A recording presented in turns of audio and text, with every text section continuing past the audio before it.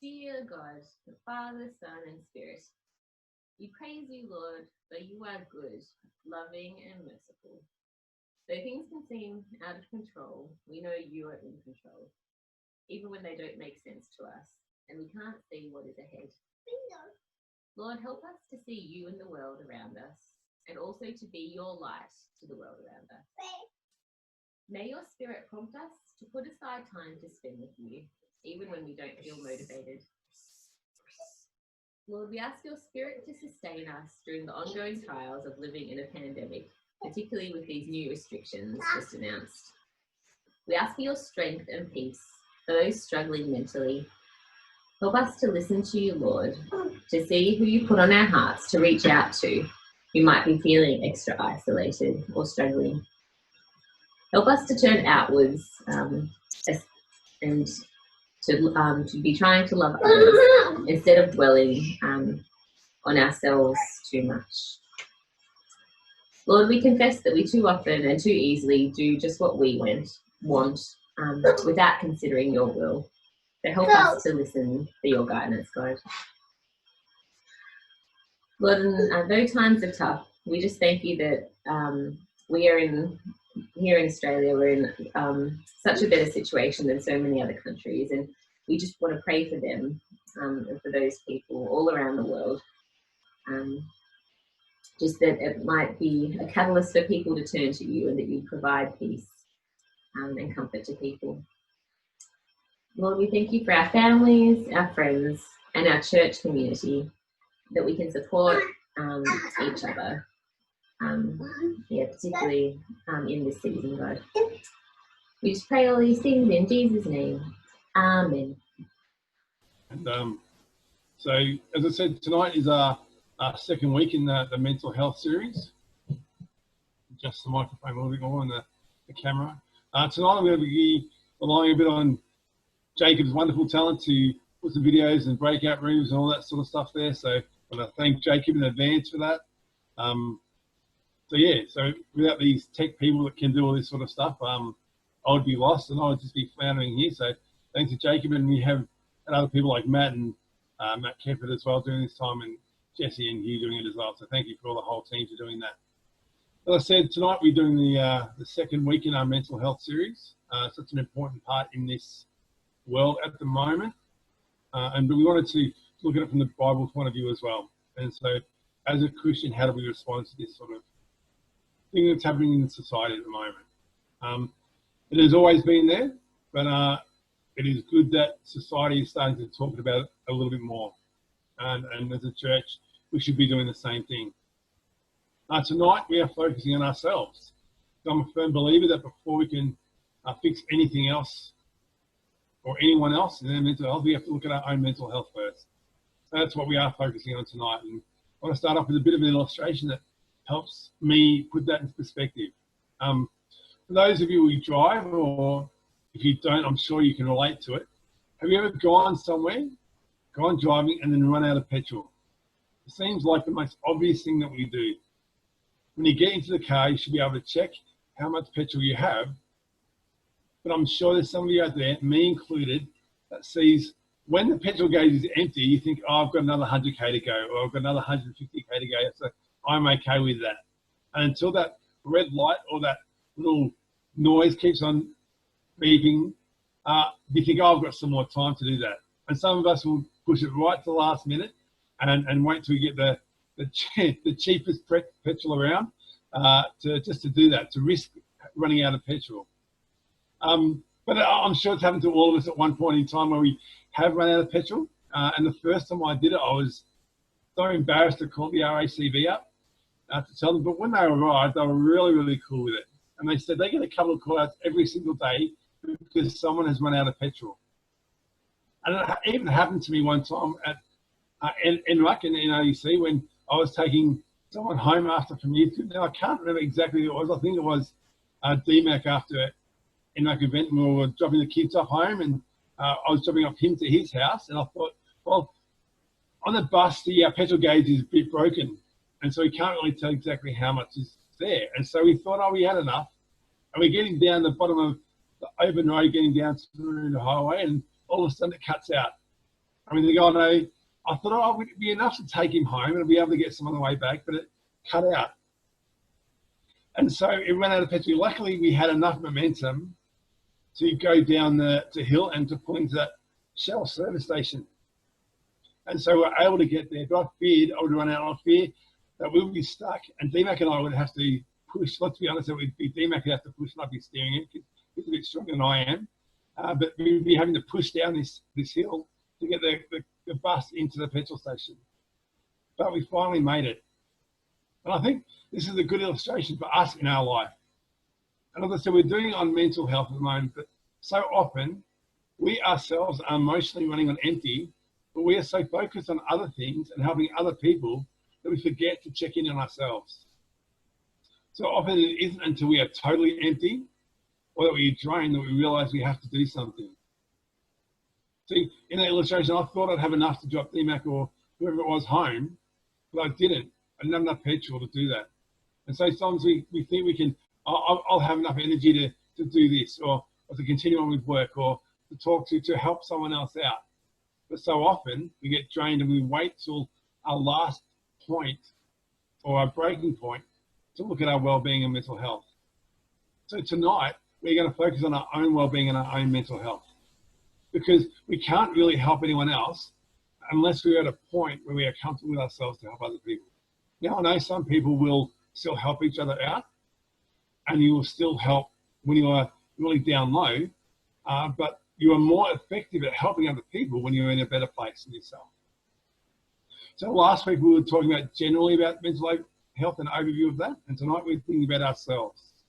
And as I said before, if this does trigger anything for yourself or has some alarm bells for yourself to say, I'm really at a low point, I need to talk to someone about it, Josh has, again, been willing to be that person to pray for you. So just drop out of this or DM him and just ask for some prayer in that situation. But the main thing is you can talk to someone. So just to recap, after last week we talked about what defined mental health, and the definition of mental health was a person's condition with regard to their psychological and emotional well-being. It wasn't just to do with negative emotions, but it also to do with positive emotions as well. So I want Jacob just to line up this small video. It's just a lot of people are talking about mental health continuum, and a lot of people in the well-being industry at the moment are talking about a mental health continuum. So have a look at this video that Jacob's going to put up, and then he'll be able to explain it more than I can. So thank you, Jacob, if you can do that.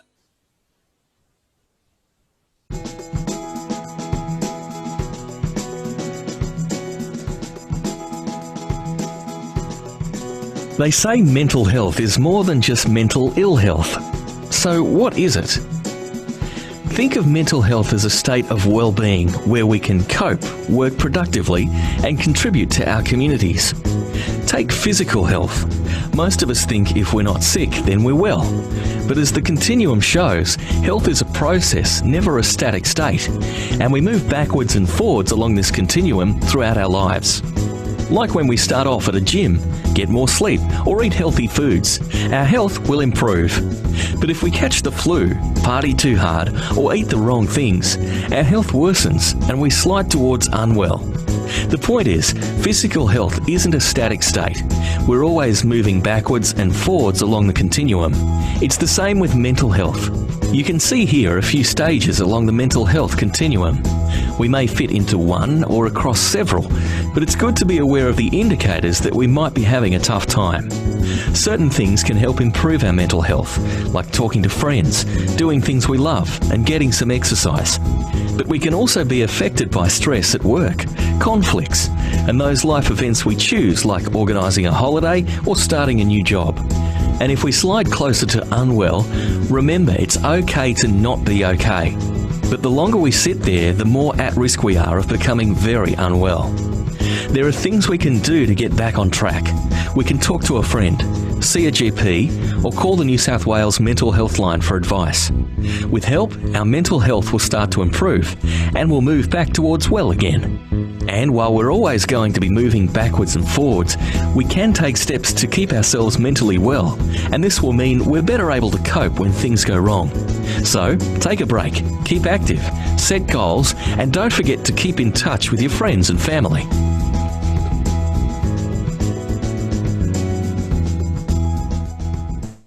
So, as you can see, it's a continuum line. It's never really one or the other. And sometimes you can be feeling a bit both. You can be feeling happy in one area of your life, but down in another area. And so it is not just straightforward as, yes, I don't feel good, or no, I feel really positive. We're moving all the time. And very often we don't stay in the same place for too long. So before we talk about ourselves and look at ourselves, I want to do a bit of a case study of another biblical character. Last week we talked about David and his mental health issues. And now I want to talk about Elijah in the Bible. And if Elijah was around nowadays, how would we classify him, or what would be the signals that we look at for him? Now, I wonder if you know much about Elijah. He was the guy who tested King Ahab. He had a contest to see whose God which was better. They went up to a hill and told Ahab to build an altar for a fire. Elijah taunted Ahab and said, if Baal is your good, he should light the fire. And of course, the fire didn't light. Then Elijah built a fire, doused it with water, and prayed to God, and God answered his prayer. And so that's the main story we know Elijah for, probably. And God used Elijah to transform the nation. But either side of that story is an interesting insight into Elijah. And I wanted to see, I'm going to break up into small groups soon, in a second. And we're going to read a Bible passage, and then we're going to have a conversation of where we think Elijah might be on that continuum. And so when I'm talking to youth, and when I'm talking to students or even teachers at school, I often use that continuum as well. I said, look, give yourself a score out of 10 to where you are and to where your well-being is at the moment. So if you're really low and really down and can't do anything at the moment, it's going to be about a 1. You're traveling just okay, nothing, you're getting faced by some things, it might be a 5. And if you're really, really good, you might be a 10. And so after reading this story, I want you to break up into small groups and see where Elijah is. And then we're going to read another story and then to see where Elijah is on that one there. So the first story, and Jacob's going to put the Bible reference in the chat there, but the first story is from 1 Kings chapter 17, verses 15 to 23, and I'll read it out to us. She went away and did as Elijah told her. So there was food every day for Elijah and the woman and her family. The jar of flour was not used up, and the jug of oil did not run dry, in keeping with the word that the Lord had spoken to Elijah. Some time later, the son of the woman who owned the house became ill. He grew worse and worse, and finally stopped breathing. She said to Elijah, "What have you done against me? Man of God, do you come to remind me of my sin and kill my son?" "Give me your son," Elijah replied. He took him from her arms, carried him up to the upper room where he was staying, and laid him on his bed. Then he cried out to the Lord, "Lord my God, you have brought tragedy even on this widow that I'm staying with, by causing her son to die." Then he stretched himself out on the boy 3 times and cried out to the Lord, "Lord my God, let this boy return to life." The Lord heard Elijah's cry, and the boy's life returned to him, and he lived. Elijah picked up the child and carried him down from the room into the house. He gave him to his mother and said, "Look, your son is alive." So break up into small groups and breakout rooms and think about in that moment, in that period of time when Elijah was praying to God, where do you think he was at? Where do you think his mental health was at? Was it at a 1 where he was at the lowest of lows, or a 3 or a 4 or a 5 or a 6 or a 7 when he was confident that God was going to help out? Where do you think it was? So if Jacob, you could break off into small groups, that would be great. Thank you. A few moments later. I wonder how you guys went in talking about that. I know we had a nice little discussion in there. And we also talked, it's a bit hard because we know what's coming up and we know a couple of stories next coming up there. So, but some of us thought it was a bit of referred grief in terms of feeling bad because of what's happening to the woman and the son there. But then there was a lot of mixed emotions in terms of really ecstatic at the end when he might have been healed himself, or when the son would have been healed, and go from there. The next one I wanted to bring up is, again, 1 Kings 19, chapter 19, verses 3 to 9, as Jacob has put up there.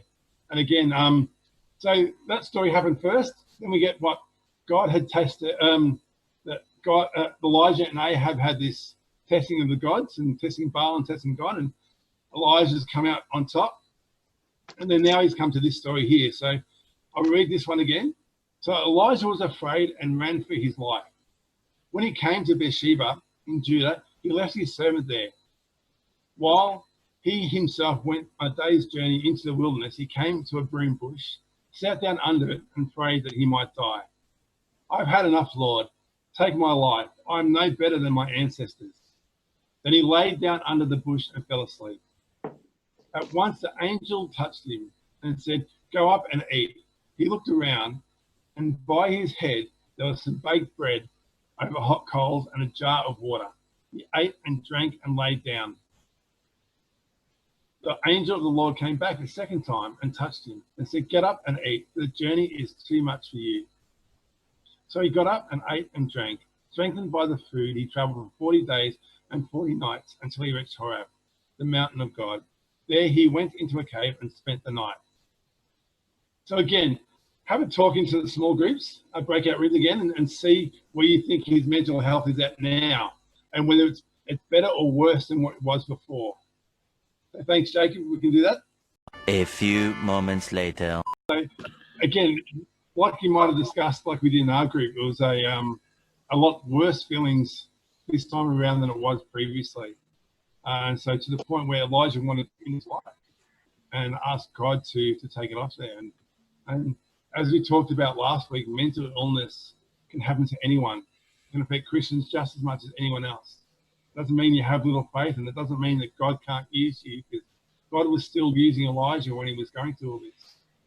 And before I go any further, and what we talked about in our group, the first thing that God did to Elijah was, God saw how Elijah was feeling and provided for his basic needs and said, "Go eat and drink and rest up." And so that's a good note for us, that when we're feeling down, when we're feeling a bit tired and drawn out, the first thing we need to look at is basically, are we rested, or what's our eating like, and are we getting enough sleep in terms of all that? So I think that's how God wants to deal with us as well. He comes and he gives us peace, and he wants to give us rest from what we're dealing with. We need to focus on our immediate needs and think about what we can do next. So I don't want to go break into small groups throughout this, but I want you to give yourself a score out of 10 on where you would sit on that mental health continuum. And so sometimes it's easy for us to do that, to say, okay, I'm feeling about a 5 or a 6 or a 7 or 8 or a 9 or a 10 or a 1 or a 2 at the moment. So where would you put yourself in this? There's a few different quizzes online, and Jacob can put a little link to the one we use at school fairly often in the chat group. It's a good place to start, and it's from Reach Out Australia. So if you don't know anything about that, just go to that, have a bit of a click out. But again, that is relative to what you're going through at the moment. So just because you get 1 or 2 or 3 bad answers, check back to your own life and see where you're going with that, and think, okay, no, I'm not getting enough sleep. So I've had this argument with this person, and that's what's causing it at the moment. So it's just a bit of a guide to see where you're at. And again, talk to someone about that. So the main thing is what you talk about, is who you talk to it about, and where you can go to talk to it about with someone. We've got people within this group that would love to talk to you about it. So you've got your small group leaders, you've got your friends, you've got your energy and yarn leaders, and myself as well there. They would love to talk about this. And as I said before, if you want Josh to pray for you, you can do that. Or if it is really bad for you and you don't want to talk to anyone, there is those lifelines that we do have. And Jacob's going to put the ones that we use often at school. Even Kids Helpline is up to age of 25, and you're on Blue and Lifeline for any age. You can talk to someone if you really need someone to talk to. But again, it's not all about just when you're feeling that 1 or 2 or 3, or when Elijah is feeling. or maybe it's about a 5 or 6, you can still call and still talk to people when you're feeling about 5 or 6, or even when you're 7 or 8 and something little is bothering you, you can talk to someone about that. It is all about just giving yourself an opportunity to help yourself out. So, and as we said, we want to do one last breakout room, because it's sometimes the little things in our life that when we need to pick ourselves up, like it said in that Continuum video, in terms of maybe going for a walk or listening to music or watching some TV, I want to break up into one last breakout room and talk about what things that you do to pick yourself up, to distract yourself from what's going on in your mind. As I said, it could be going for a walk or a run or something else like that. So one little tip that you can give each of us, that when you're feeling down or when you want to distract yourself from something, what you do to help yourself out. So for one last thing, to break it up into, to almost wrap this thing up today, just talk about how one last thing that you can do to help pick yourself up. So one last breakout room, please, Jacob. A few moments later. Excellent. So we had in our group, we had some great ideas of what people do, like read the Bible and go for walks and crochet as well. It was really cool. And I hope you've been able to pick up some tips in terms of what to do for yourself when you are feeling a bit down and a bit low, and you do recognise that you are on lower end of the continuum. And first thing, as I said, wrapping it up, we want to make sure that people do have the people that they need to talk to. And so if you are feeling like that, again, reach out to talk to us.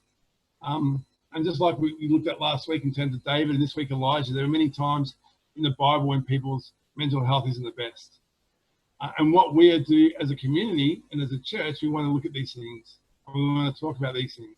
So again, it's not only a question that we ask ourselves now in terms of where you are at, but it's a question that we need to ask ourselves regularly.